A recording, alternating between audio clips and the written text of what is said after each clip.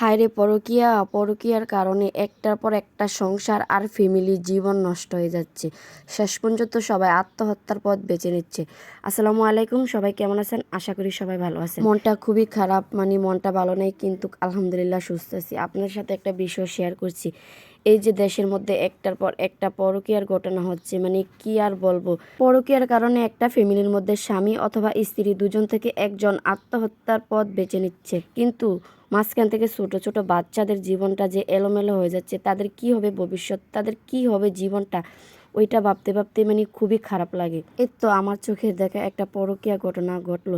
ছেলেটা মানে আত্মহত্যা করে মরে গেলে, কিন্তু দুইখানে যে দুইটা বাচ্চা, দুইটা বউ, এখন কি হবে? মানে পরকীয়া করে আলাদাভাবে বিয়ে করছিল, কিন্তু কেউ জানতো না। তারপর এই বিষয়টি যখন ছেলেটির বড় বউ জানে, তারপর পারিবারিকভাবে অনেক ঝামেলা হয়, তারপরে ছেলেটি আত্মহত্যা করে। এখন এদের অবস্থা দেখে এত খারাপ লাগছে, মানে কি বলবো, বলার কোনো ভাষা নেই। কেন কেন পুরুষ বউ রেখে আবার পরকীয়া করতে হয়? কেন নারী আবার স্বামী রেখে পরকীয়া করতে হয়? ভালো কথা যে আমার বুঝে খারসান, আমি সংসার করব না, ডিভোর্স দিয়ে দেবো, বাচ্চা কাচ্চা নিয়ে সেপারেট হয়ে যাবো, তারপর কেন পরকীয়াটা করব? এখন তো মানে আমার চোখের সামনে এই পরকীয়ার কারণে তিনটা ফ্যামিলি শেষ হয়ে গেল, দুইটা বাচ্চা শেষ হয়ে গেল। এদের ভবিষ্যৎ কি হবে? দুইটা বাচ্চা নিয়ে ভাবতে ভাবতে মানে কাল রাতে আমার অবস্থা খুবই খারাপ হয়ে গেছিল। কি আর বলবো, আমাদের দেশে কি পরকীয়ার কোনো বিচার হবে না? পরকীয়ার কোনো আইন হবে না?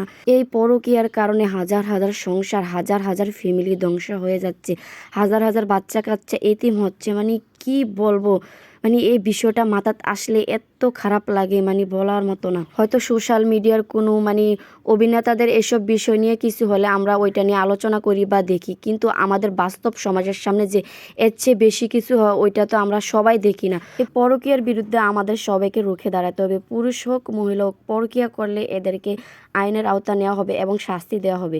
এইরকম আইন যদি চালু হতো, তাহলে আর কোনো নারী আর পুরুষ পরকীয়া করার সাহস পাইতো না, আর একটার পর একটা বাচ্চা মানে মা বাবা ছাড়াও হতো না, মানে সংসারও নষ্ট হতো না, ফ্যামিলির মানুষও কষ্ট পেত না।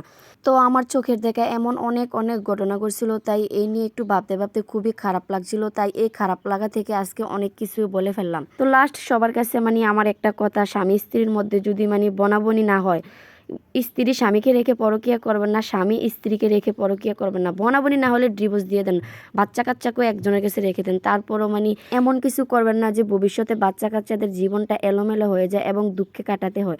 আর এখানে কথা বলতে বলতে আমার প্রায় রান্নাবান্নাও শেষ। এখন আমি ইফতারের জন্য ভাজাপোড়া আইটেমগুলো রেডি করতেছি আর কি। ভাজাপোড়া আইটেম ইফতারি কিন্তু সব সময় বানাই না, মাঝে মধ্যে বানানো হয়, তাই আপনাদের সাথে শেয়ার করলাম। সবাই ভালো থাকবেন, সবার জন্য সবাই দোয়া করবেন, আর এই রমজান মাসে বেশি বেশি আমল ও ইবাদতের চেষ্টা করবেন। আবারও কথা হবে পরবর্তী কোনো ভিডিওতে। আসসালামু আলাইকুম।